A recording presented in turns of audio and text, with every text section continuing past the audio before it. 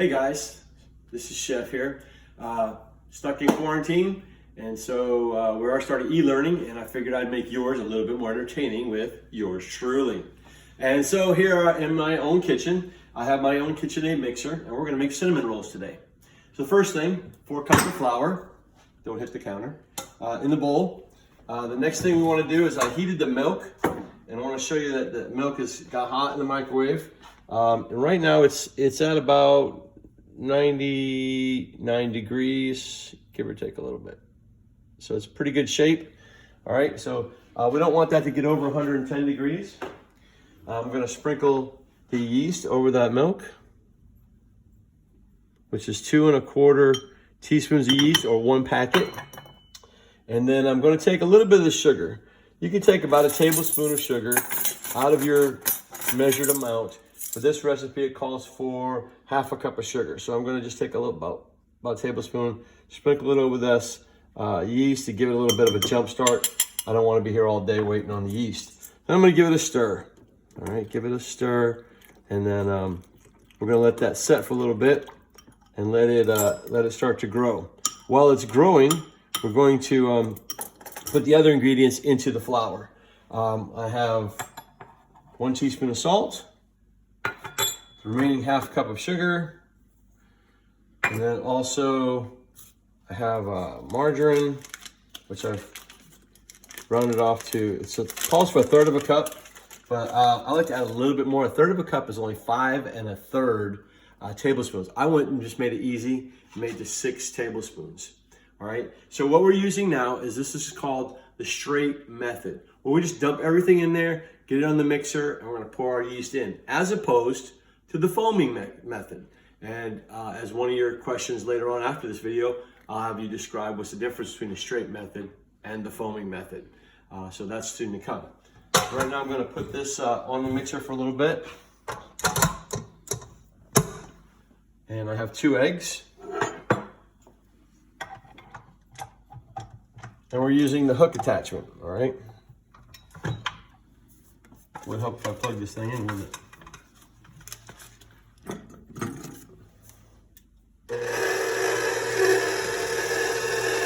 And dropping 1, 2 eggs. Everything is just dropped in there and get started.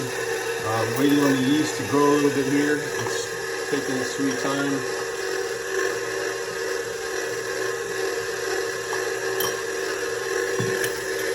All right, so while the yeast is doing its thing, I'm gonna shut that off for a minute. And I'm gonna clean up my area, because you gotta remember, one of the 3 rules of the kitchen is clean as you go. So we'll wipe down our area, and we will put this back into the refrigerator. Right. Now I'm not sure if I said that was margarine or butter, but it is margarine. You can use butter. There is a difference between margarine and butter, though. The butter has water content where the margarine doesn't. It's just straight vegetable fat, and the butter has a little bit of water content. So our yeast is starting to move a little bit here. You can see the bubbles. It's starting to foam up a little. It's going to foam even more the longer it sits. So for video purposes, this takes about 4 to 5 minutes to work. And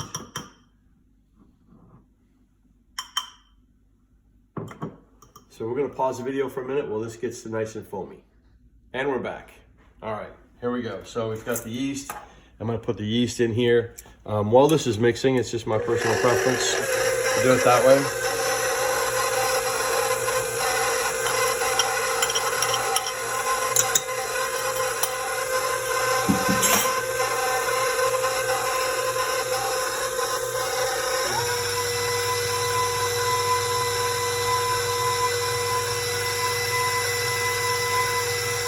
So we're gonna let this mix for about 10 minutes using all-purpose flour. You can use another type of flour. That's another question for you to answer when we edit the video. So right now we're gonna pause, and we'll be back when this forms into a ball, and I'll show you the elasticity. All right, so the dough has been kneading for about 10 minutes, and the machine's done all the hard work. And otherwise, we would have had to knead that by hand on a countertop for about 10 minutes. It's really tough on the arms. And so to show you that the gluten has formed through kneading, I'm gonna take the dough out. I'm gonna stretch it out a little bit. If you can stretch it out thin enough to where you can almost see through it, that's how you know that the gluten has formed in it. It's really flexible, it's really pliable, and it's ready to come off the hook and actually go into our bowl over here. And then it's gonna go in proof for about an hour until doubled in size. It just depends on the temperature that we have it at. I'm thinking it's not even gonna take an hour for the simple reason I'm going to proof it in the oven in just a minute. So I'm scraping this whole bowl down. And if you have a plastic scraper, it works really good. Couldn't find mine. All right, so it's still a little sticky, but it's looking good. I'm gonna put it down like that in the oil, about 2 tablespoons of oil in the bottom of your bowl. Then you're gonna roll your dough over so the whole thing is nice and oiled up. And then we're going to cover it in plastic wrap, and I'm gonna put it in the oven, which I've already warmed up. The oven only needs to be warmed up to about 200 degrees at the most and shut off. Any hotter, you'll start to cook the outside of the dough, and you don't want to do that. So right now, we're gonna put it into proof, and while it's proofing, a fermentation process will take place, and it'll create gases and cause the dough to rise. And then we'll look, and when we take it out, I'll show you what to do to release those gases. All right? All right, so now the dough has doubled in size, and we're gonna punch it down to release the alcohol and the extra CO2. See, there it goes down. And I'm gonna take this out of the bowl, and I'm gonna let it sit up on here on the counter just for a minute, let it rest a little bit while I get rid of this bowl. While it's getting a little breather there, I'm gonna take some flour. And as I put the flour on the table, notice I just put a little bit on here. I don't fill the whole table counter with flour. All right, now we're gonna take our dough, I'll put it right here like this. And maybe just a little bit of flour on there just to roll it out. Okay, take a wooden rolling pin, or it doesn't matter, any kind of rolling pin. You wanna keep a rectangular shape, all right? So the wider you roll it out, the more cinnamon rolls you're gonna get, but they won't be as thick. If you roll it out this way and re-roll it, then you're gonna get fat, but only a small amount of really big ones. So we wanna roll it out where we can get about a dozen out of this recipe. I probably won't get a dozen because I tend to make them a little bit bigger. So we wanna roll this out about a 1/4 of an inch thick. Trying to keep it as squared off as possible. If it's not, don't panic. When I roll it up, I'll show you why. You don't have to panic. All right, so it's not exactly perfect, but that's okay, because we're just gonna roll it nice. Now I have melted butter here, and a couple ways to put this on. 1, with your hand, or 2, with a brush. This is margarine, by the way. My camera person did remind me that that's not butter. You can use butter when making this if you don't have margarine. The only difference is that the margarine allows it to stay soft longer.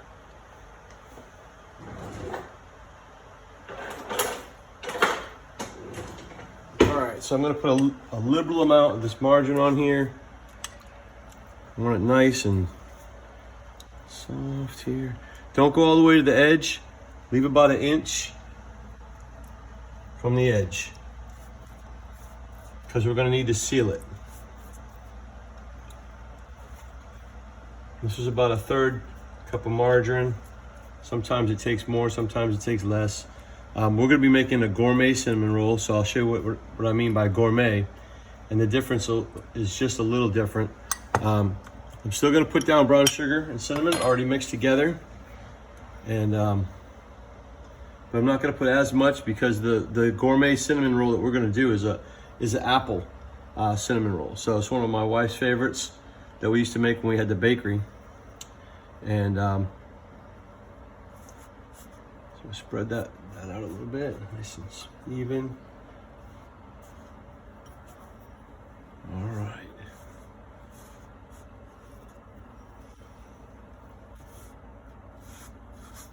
Okay, the next thing is I made these this apple filling mix prior. I'll post a recipe for the apple filling mix if anyone's interested. It is it's basically apples, brown sugar, cinnamon, and butter, and a little cornstarch to thicken it up a little bit. So I'm going to spread that out a little bit here, and it's very tasty stuff. Probably putting too much in here, but it's all right. Okay, so now you fold over the first. All right. Once you fold it over, you're gonna pull towards you and roll. Pull towards you and roll. Start on the ends, and I do that because that way the ends have filling. Pull and roll. Okay. Pull and roll. So you get a nice tight roll. The apple ones are hard to keep a tight roll because the apples are so soft, and they do get a little bit messy. That's okay. Messy is good.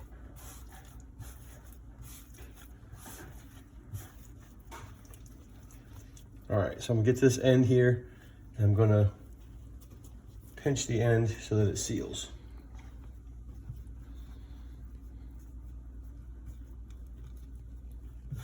All right, so we have a pretty big, ugly roll right now, and I'm gonna cut this. You can cut it with a dough cutter, you can cut it with a knife, doesn't matter. Let me grab a sheet pan real quick.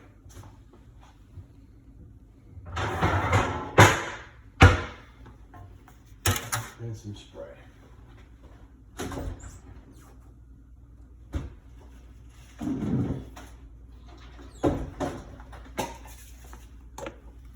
So lightly spray my pan. Then we'll cut these in about a 2-finger roll. I rolled it out a little thin, so these, and put too much filling in these, so they're probably going to be kind of messy, but they'll be delicious.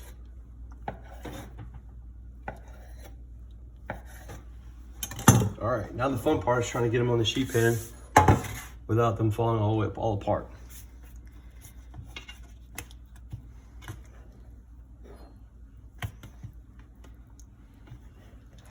And you want them to slightly touch or come close. They're gonna proof a little bit more and they will touch.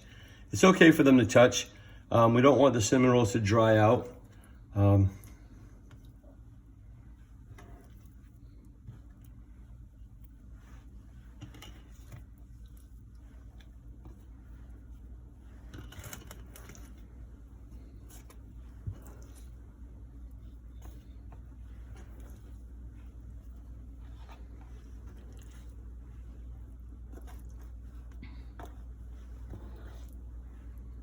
These last ones are going to look a little weird, but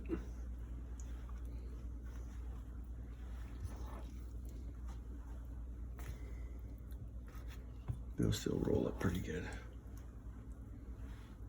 All right, so we ended up with what? 6, 7, 8, 9, 10, 11, 12, 13, 14, 15. So we rolled them out a little too thin, but that's okay. Now they have to sit and proof. So now we'll sit them over here where it's warm, let them proof till they get about a little bit bigger, and then we'll put them in the oven and bake. So now that they've come out of the oven, we're going to put some cream cheese icing on them. Spread it on there, and I do it while it's warm so that it melts it so you don't have it too thick. This icing probably could have had a little bit less sugar. I misread the recipe a little bit, but that's okay. These are going to be so delicious.